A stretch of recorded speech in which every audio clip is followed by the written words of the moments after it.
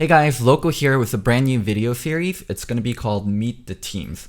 So MSI 2019 is coming up, and I know a lot of you guys don't really watch Korea, China, or even Europe, and non-North American viewers probably look really down on NA and don't really watch NA. So I kind of wanted to give you an overview on what these teams are and what kind of strengths they bring, what their history is, and kind of going by member, just give you a cheat note on all these teams coming into play internationally. So yeah, I went and did some research with analysts, and these are fact-based, somewhat opinion-based, a rundown of all these teams. So without further ado, let's start.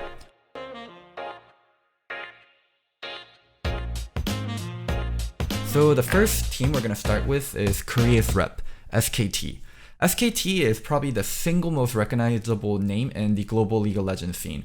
They are the most successful team by far. They won world championships 3 times, and they are 7-time LCK champions. No one even comes close.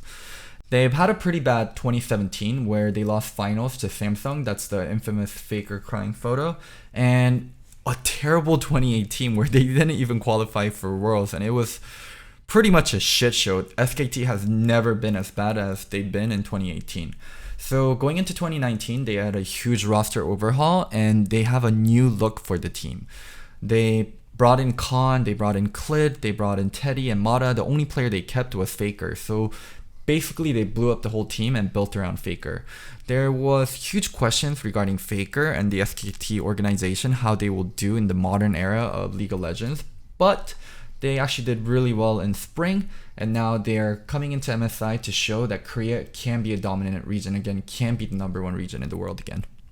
Let's meet the players. Let's start with top to bottom as always, and we have Khan up in top lane.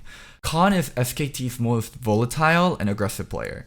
He shows mechanical brilliance time to time, but also he gets punished pretty often for being too far up, trusting in his mechanics and getting himself in sticky situations. He's actually really similar to Marin, one of SKT's legendary top laners.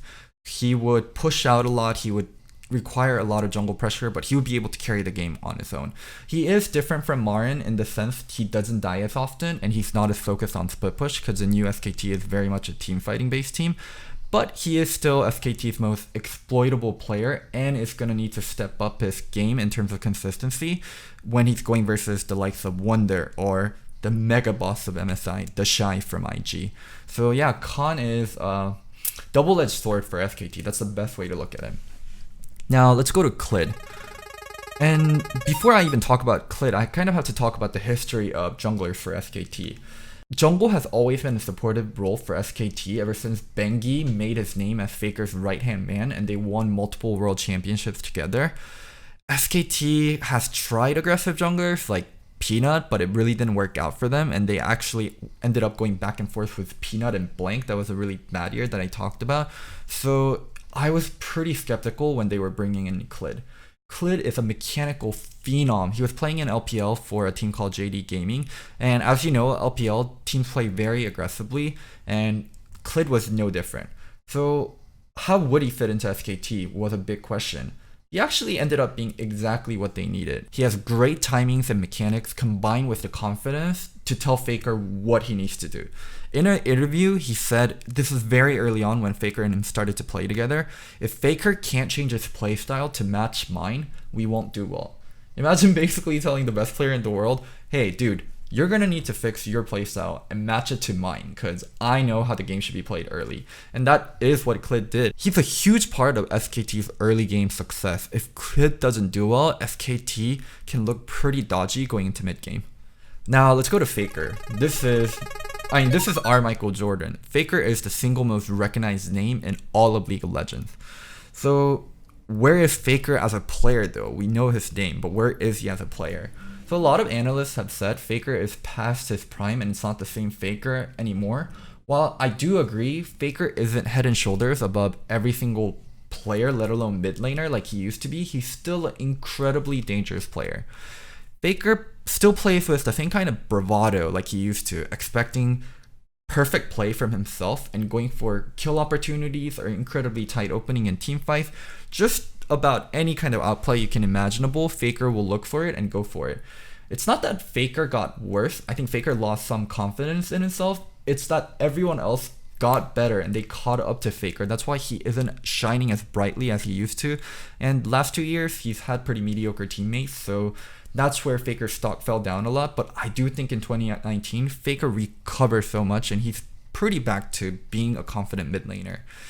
He wasn't tested very heavily in Korea this year though, due to the weak pull amid the split, and Chobi was his only real competition, and MSI will be very, very different. He's going to be playing versus some insane players such as Rookie and Caps. Jensen is no pushover either. Faker's performance in MSI will really tell us where he is at his player now that he's in, I would say, the later half of his career. Now let's go to Teddy. Teddy is an incredibly exciting player for SKT. Teddy is SKT's ace in the hole. I think Teddy's SKT's best player by far. He's an extremely steady player, almost never has a bad game, let alone a bad moment in the game. Everyone knew Teddy would be incredible and he would shine so bright when he isn't put on Jin Air, where it's a shithole of a team and he's forced to 1v9, and we're really seeing it on SKT. He's very consistent, picks up high CS numbers every game, and performs so fucking well in teamfights. I cannot talk enough about how good Teddy is in teamfights. He positions just aggressively enough to do maximum damage, and he is in a position where if the enemy team just converges onto him, they will get punished. It doesn't matter what the game state is or how far behind SKT is, Teddy's teamfighting is a win condition for them, and they often lean on it, and yeah, that is their core win condition, team fighting around Teddy. The ups and downs of Faker and Khan, who can be mistake prone, is stabilized by Teddy's consistency in team fighting. He's going to be the best AD carry at MSI and is probably the best AD carry in the world, and he's very much the core part of SKT's winning formula for MSI. Now we have Mata. Mata is a world-class support and one of the bigger voices on SKT. He is who I would say is a shot caller. Teddy's enabled by Mata, and the two have very good understanding of how they want to play in the lane, outside of the lane, overall throughout the game. They just have very good synergy together. Not mechanically, I mean mechanically they still work very well together, just idea-wise, like Mata in terms of being around the map where he wants to be, Teddy knows, and they match each other's playstyle very, very well. Mata's a very decisive player with fast reactions and great judgment calls. He responds to every situation very, very well. He's a core reason of why SKT is so good at responding to teams.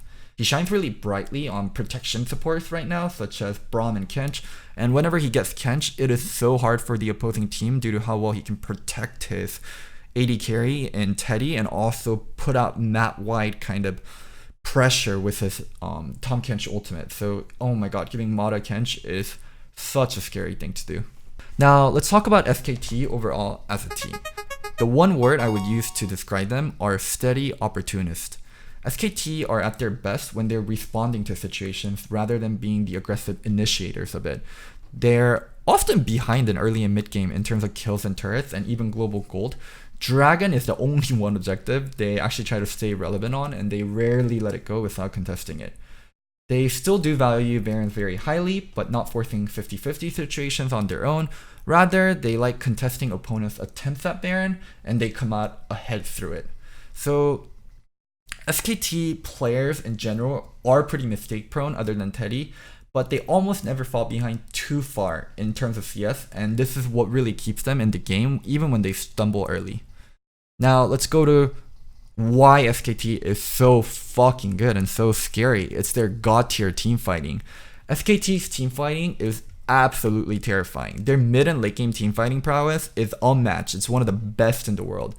It's here where their individual mistakes are curbed by working together as a unit.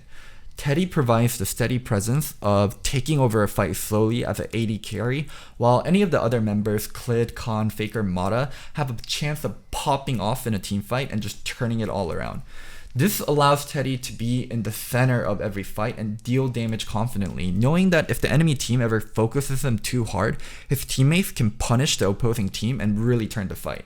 This is where the magic happens for SKT, and this is where they are the whole is greater than the sum of their parts. This is where SKT really just works together well as a team. Their team fighting is their bread and butter, and it's what they depend on to win the game, and that's why they can drag on games or get to a game certain state in a mid game, even though they were behind early, and still come out ahead so consistently. So I hope you guys enjoyed my first video in Meet the Team series. There's a lot more to come. IG, TL, who else? G2, and I'm sure I'll do whoever makes it in from the play-in teams. Like, yeah, I really like doing more of these like research analytical pieces, and I hope you guys enjoyed them too. So let me know what you guys think in the comments. Don't forget to like and subscribe. It really truly does help me, and I'll even reply to some of you guys in the comments. And remember, I'm not crazy, I'm just Loco.